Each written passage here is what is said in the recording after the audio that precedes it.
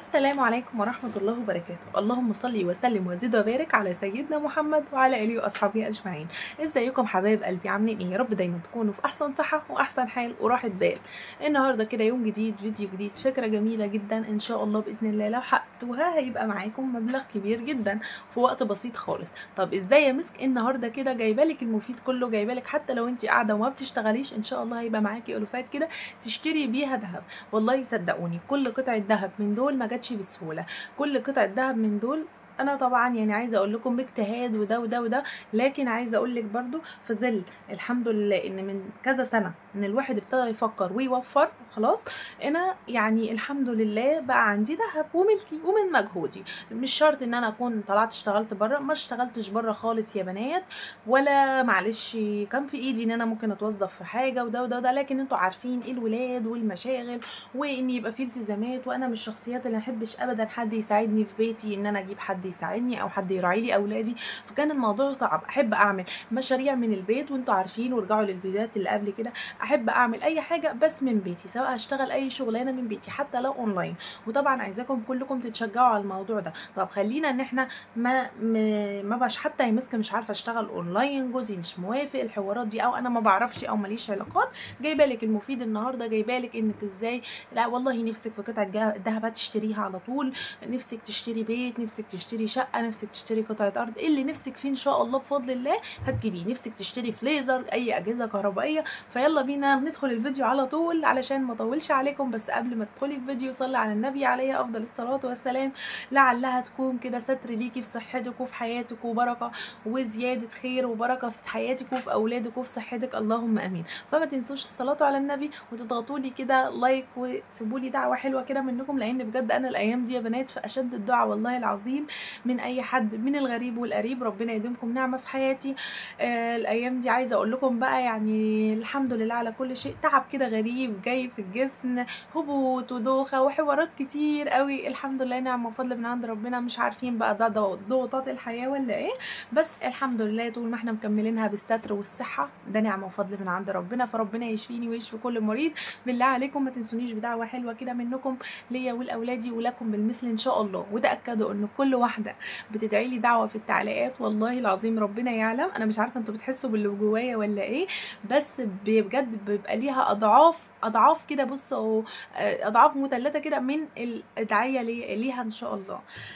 عايزه اقول لك يلا بينا بقى ندخل الفيديو. النهارده ازاي يا مسكي يبقى معايا من 18000 ل 36000 ممكن نبدأ بال9000.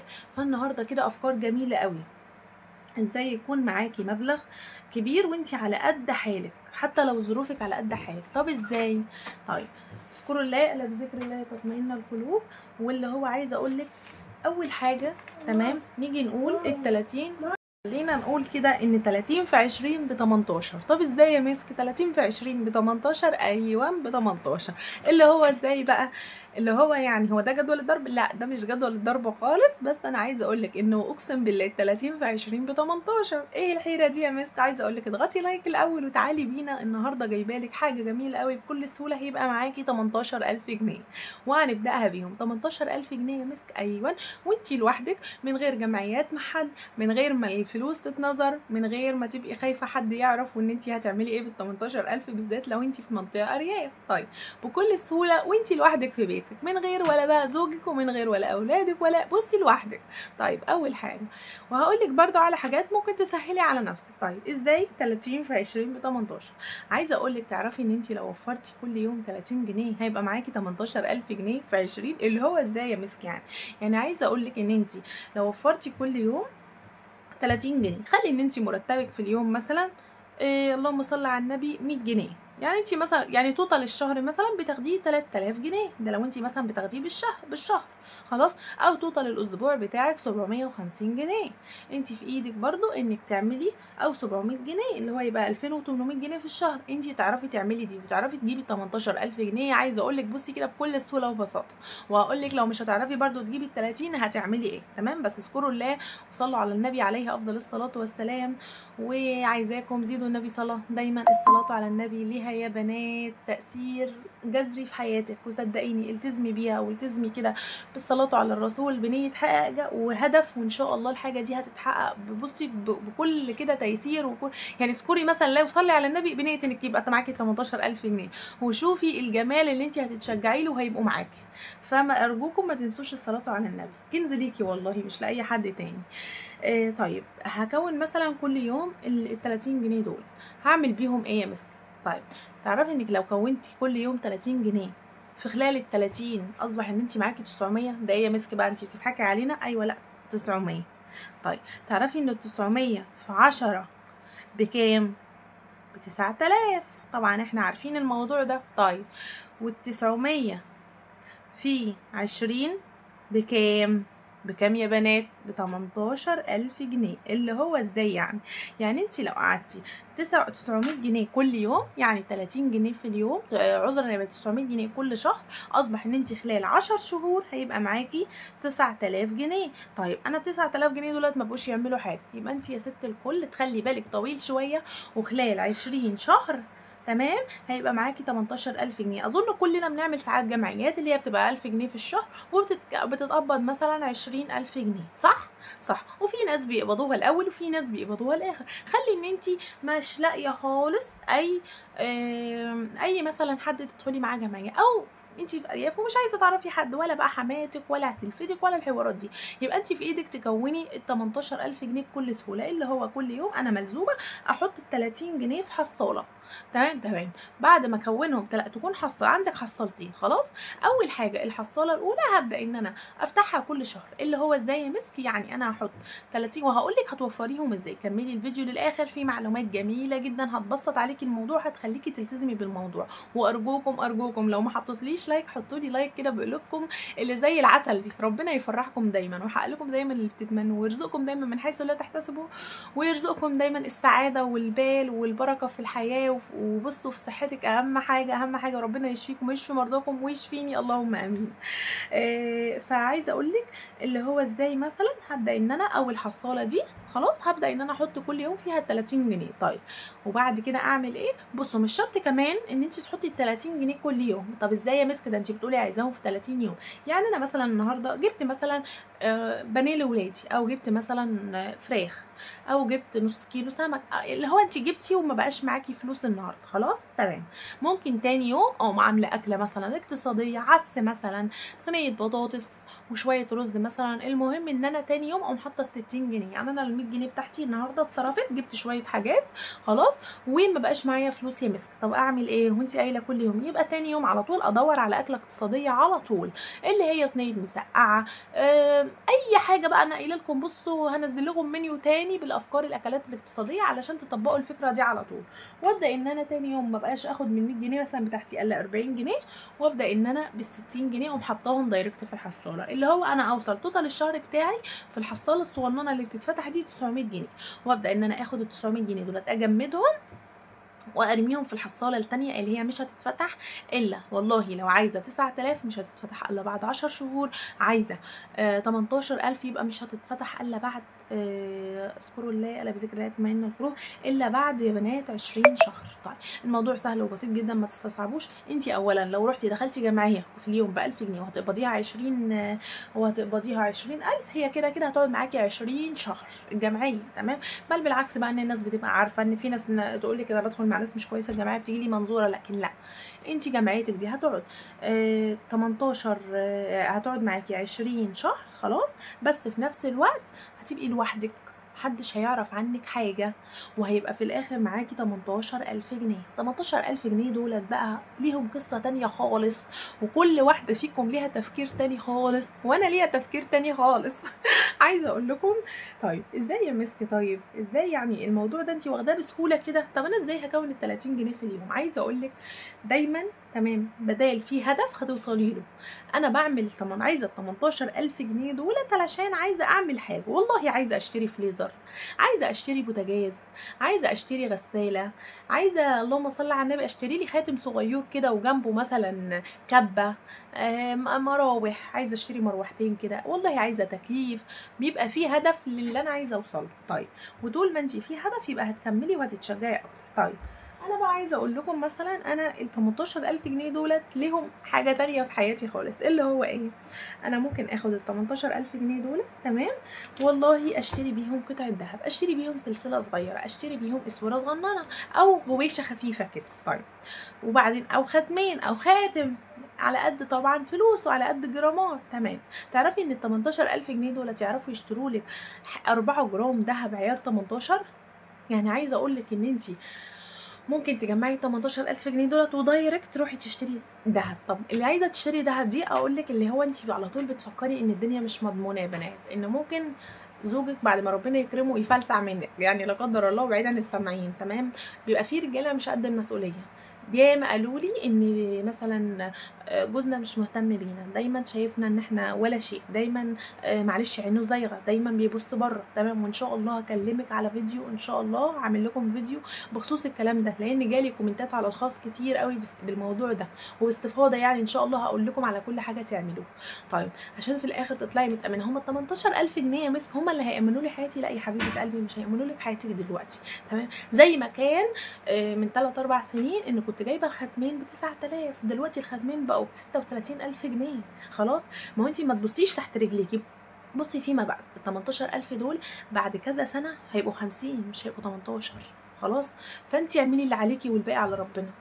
عايزاكي دايما تتشجعي، يبقى عندك هدف. تمام. عايزاكي دايما اوعي تنسي تحطي لي اللايك وتصلي على النبي. بصوا بقى، عايزه اقول لكم اللايك ليا انتوا مش هتدفعوا له فلوس يا بنات، هيتحط لكم بكل سهوله، بس انت شاركتي كده في نشر الخير لكل ست بيت، يعني لا حيله لها. فهتتشجع وتعمل حاجه زينا. تمام. هتطور وهتغير من حياتها. كمان عايزه اقول لك الصلاه على النبي مش ليا بقى، دي ليكي انت والله العظيم. يعني شوفي، حاجه ليا وحاجه ليكي في الفيديو، احنا مقسمينها. اللايك ليا والصلاه على النبي ليكي يا بنات، تبقى خير ليكي. لما تصلي على النبي وحد يقول لك عليه افضل الصلاه والسلام، انت كده اخدتي حسنات كتير. شوفي بقى كام من واحده بتدخل وتصلي على النبي في الكومنتات، وكام من واحده تانية بتشوف كده كلمه الصلاه على النبي تقول لك عليه افضل الصلاه والسلام. فالثواب بيرجع لك صدقيني، بالخير في حياتك، بالبركه في صحتك وفي ولادك. فصدقوني يعني دايما ادعوا كمان بالستر وراحه البال والبركه في المال وفي الولاد، اللهم امين يا رب العالمين. فعايزه اقول لك ال 30 جنيه دولت انت ممكن تكوني شايفاهم صعبين جدا، لكن والله العظيم ما فيش اسهل منهم. هيبقوا حلوين قوي لما يخشوا عليكي كده بال 18000، تفتحي الحصاله كده بعد ال 20 شهر، ربنا يديكم طول العمر ويبارك في عمركم يا رب، وتلاقي في الاخر معاكي 18000. ساعتها انت هتجري على الساغ من غير حاجه. ساعتها برضو ان انت لو نفسك في اي جهاز كهربي هتجيبيه في بيتك. تمام. هقول لك تلجئي الجهاز الكهربي لو جوزك يعني في استقرار حياه، في استقرار نفسي، في ان انت حاسه ان بيتك مملكتك، وهو يعني جوزك بيشجعك على كده او كده، او اللي هو مثلا انا والله وفرت 20 الاقيه بيساهم معايا ب10، انا وفرت 10 النهارده مش عارفه الاقيه بيساهم معايا ب20. تمام. من مرتبه الخاص بيه، ماليش دعوه باللي هو بيدولي بالمصروف الشهري كده. الحياه دي بتبقى طبعا فيها مع بعضينا يعني ايه، ودة، يعني ايه، محبه كده وود واستقرار نفسي واستقرار حياتي. ساعتها اقول لك وفروا مع بعضيكم واشتروا جهاز كهربي. لكن انك تبقى مفيش كده ومفيش امان وده وتروحي تشتري جهاز كهربي، لا. يبقى ساعتها هقول لك الجاي للذهب على طول، الذهب ده بتاعك وجاي بمجهودك. تمام. ممكن واحده تانية تقولي لا الحمد لله وعشتي الحمد لله مستقره كده، اذا عايزه اجدد شقتي ب 18000، والله انت ممكن ب 18000 دي تعملي سريرين اطفال لو انت ما عندكيش اوضه اطفال. ممكن ازاي مسك ايوان تعملي مثلا، تتفقي مع نجار ويعمله لك مثلا وتدفعي له ده مبلغ، ويتبقى عليكي مبلغ بسيط تحطه له كل شهر، ده يبقى مبلغ بسيط اللي متبقى مثلا. تمام. وهنبقى ساعتها خلصنا الجمعيه. ممكن تشتري لك اي جهاز كهرباء، ما عندكيش فريزر، عندي ثلاجه بس والفريزر بتاع الثلاجه مسحوم دايما وكده، تقومي شاريه لك دي فريزر. ممكن تشتري لك غساله، ممكن اللهم صل على النبي تشتري اي حاجه خاصه بيكي بقى. لكن ما تروحيش تجيبي حاجه هلكه، اللي هو هلكه ايه، اللي هي الحاجات بقى المفارش، الحاجات التافهه اللي هي بمعنى اصح اللي هي ولا بتزيد ولا الكلام ده. خلاص. تمام. كمان عايزه اقول لك الذهب والاجهزه الكهربائيه دايما حتى لو بالتقسيط انت الكسبانه. ليه؟ علشان انت بتجيبي الحاجه دي بالقسط. خلاص. بعد كده بعد سنه بيبقى ثمنها اضعاف مضاعفه للقسط اللي هو بيزوده عليكي، فانت الكسبانه. صدقيني في الزمن ده التقسيط انت اللي كسبانه فيه، مش اللي هو البايع. لازم يا بنات كمان انتوا هتشتروا دهب حتى لو قطعه صغيره، وعملتي واستعجلتي وفتحتي مثلا الحصاله واخدتيها خلال 10 شهور وبقى معاكي 9000 جنيه، دايما لازما وانتي بتروحي تشتري الدهب دوري على الدهب المستعمل اللي هي مصنعيته 20 جنيه. يعني والله العظيم شايفين الخاتم ده؟ الخاتم ده اولا عن اول وعلى اخره كده مصنعيته 40 جنيه. ليه؟ علشان هو مثلا 2 جرام خلاص، او 2 جرام وشويه، فهو الراجل اخد ايه؟ اخد اللهم صل على النبي، اخد 40 جنيه. طب تخيلوا ده لو جديد. لا اهو بصوا، مش عارفه هو باين عنده على فكره، هو جميل جدا ورقيق قوي يعني، والله العظيم هو رقيق بيبان كده في الايد. تمام. بصوا. طيب ده لو جديد بقى ورحتي كده قلتي 9000 جنيه هشتري بيهم مثلا حاجه جديده، هتدفعي مصنعيه مش اقل من 500 جنيه. بصوا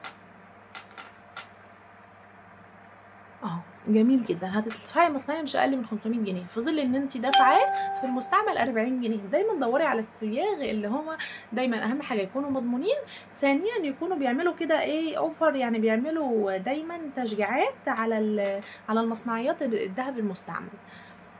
خلاص يعني مثلا انا السايغ ده رحت عند سايغ جنبه، الاثنين الحمد لله كنت متعامله معاهم وواثقه فيهم يعني.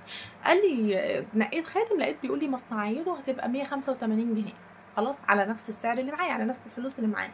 فما عجبنيش، كنت شايفه مثلا ان التاني منزل عروض على الفيس وكده في الصفحه بتاعته ان المصنعيه لاي جرام دهب ب 20 جنيه. رحت لقيت ده جميل جدا وقلت له احسب لي مصنعيه، قال لي هيبقى 40 جنيه. تخيلوا بقى ان انا كنت هدفع 185 جنيه في خاتم، تمام، ودفعت في خاتم 40 جنيه مصنعيه.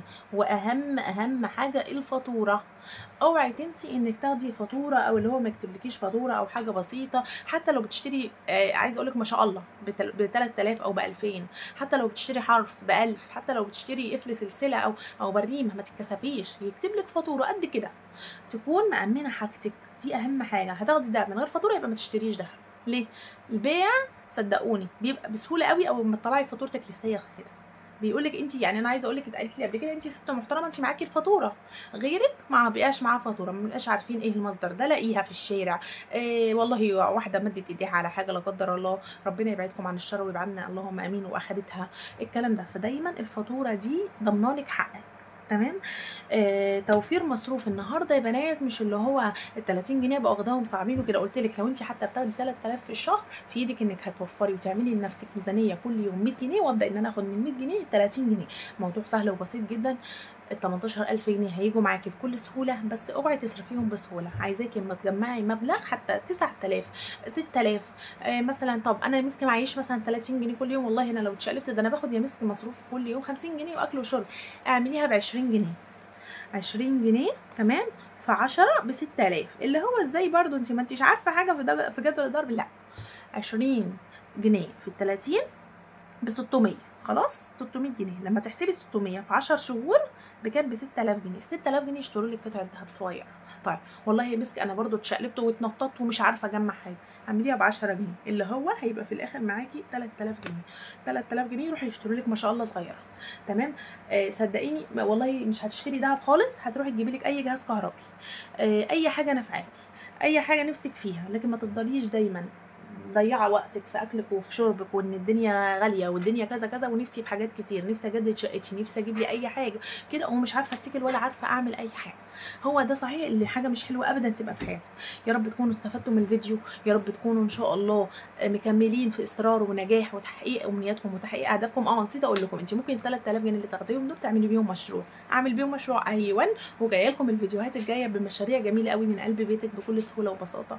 وان شاء الله مكملين مع بعضينا في الخير، واضغطي اللايك علشان تكملي في نشر الخير، وان شاء الله بفضل الله سبحانه وتعالى يكون الحاجات دي بتستفادوا منها، واكون قدرت ان انا اوصل لكل ست بيت حيرانه وقاعده كده وعلى كنبتها وحاطه ايديها على خدها ان هي تقدر تعمل حاجه نفسها فيه. ربنا يحقق لكم دايما اللي بتتمنوه ويرزقكم من حيث لا تحتسبوا. اوعوا تكونوا نسيتوا تصلوا على النبي في التعليقات عليه افضل الصلاه والسلام، واضغطوا كده لايك واشتركي في القناه ونوريني وكبري عيلتنا كده جميله بيكي. اترككم فيديو جديد في حفظ الرحمن، والسلام عليكم ورحمه الله وبركاته.